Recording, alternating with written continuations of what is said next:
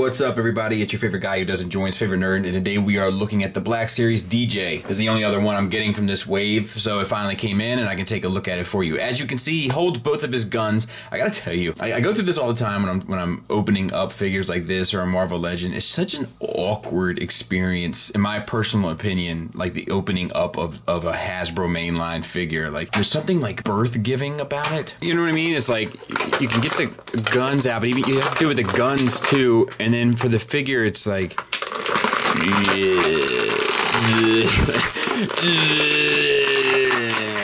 the smaller of the two guns can also fit nicely in the holster. You kind of really got to use some pressure to get it in there, but once you do, it's fine.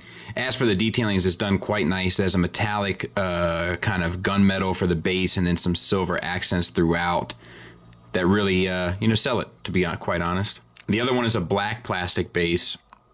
It looks like anyway, and then the silver, you know, heavy silver paint throughout, and that also looks nice. So let's talk about the figure. The head sculpt is pretty good. It's not 100% on, but I think you definitely know who it's supposed to be. It has the digital paint, and that looks great. You know, it looks very clean, like the 5 o'clock shadow, the lip paint, the eyes.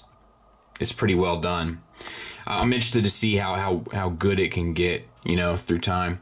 The hair is all sculpted. This piece, this like front wisp, is an additional piece that's glued in. The hat is sculpted to the head, which I think is the right way to go about it.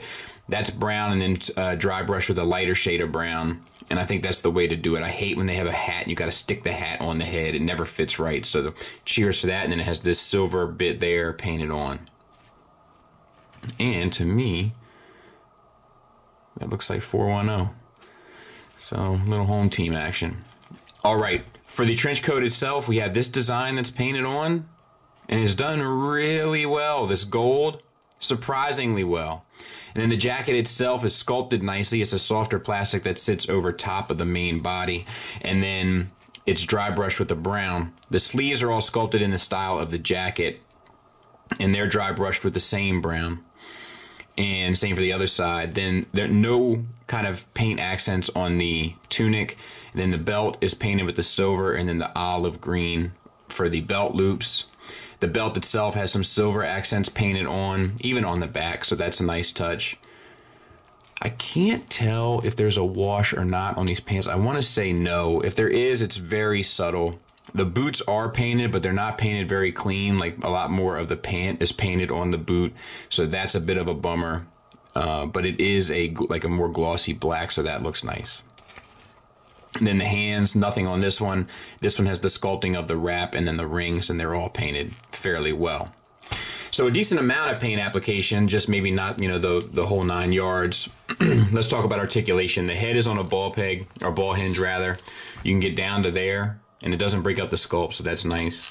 And up to there, which breaks it up a little bit, but not the worst thing in the world. And then the swivel. You have a ball peg for the waist, so you pretty much just get a swivel. You don't get nothing, you really don't get anything else out of it because of the sculpt of it. So it's pretty much just a swivel, and the swivel does break up the sculpt, so that's not great. Shoulders are ball hinged and tolerance very well. You know, sometimes Black Series and Marvel Legends can be a little too tight. Tolerance very well. All the way up, so it's engineered properly as well, so that's nice. And then you get the swivel around. No bicep swivel. You do get it at the elbow. This elbow gets you 90 degrees and works all right. This elbow gets you a little less than 90 degrees and works all right as well.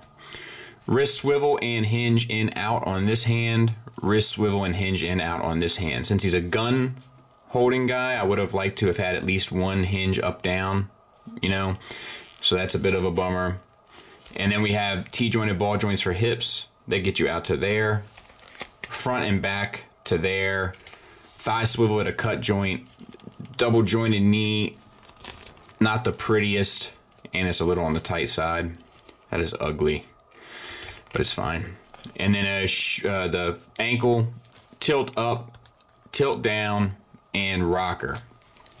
So nothing really mind-blowing about the engineering here. The sculpting is fairly nice with the wrinkles throughout and stuff. You could have used some extra love in the paint on the pants, but I can't tell if that is a subtle wash on it or not. It might just be the shadows from these lights. But yeah, I mean, it's kind of, you know, it's it's kind of fine, I guess, for a DJ figure. I'm not sure what more you would want out of it, but you know, at the same time, there's nothing here that makes it any more special than you would think it would be. Final thoughts wise, my main issue are I wish I could get a little bit more articulation out of some of these Black Series at this point. Like, I feel like it's time to improve in that department. And some shading on the pants would have been nice, and then the clean line between the pants and the boots would have been nice. Outside of that, I mean, it's pretty good. You do got a fair amount of dry brushing throughout. You have those gold accents on the coat, which look great. The digital paint on the face looks solid. All the accents on the hat look good, and so forth. It comes with 2 accessories, and they're pretty interchangeable, and he has the appropriate hands to hold both. So those are the sort of things that kind of are in my checklist of things to look at when it comes to this sort of $20 price point figure. So I think it performs well. I think that it's kind of a boring character, and because it's a boring character, you kind of want it to feel better in your hand than how you felt about him on the screen. This definitely wasn't my favorite character from the film or from the saga, but I think it might be as good as a $20 figure can get you representing this character. So ultimately, I recommend it, but it's a soft recommend. Thanks for listening. Thanks for watching. Until next time, take care.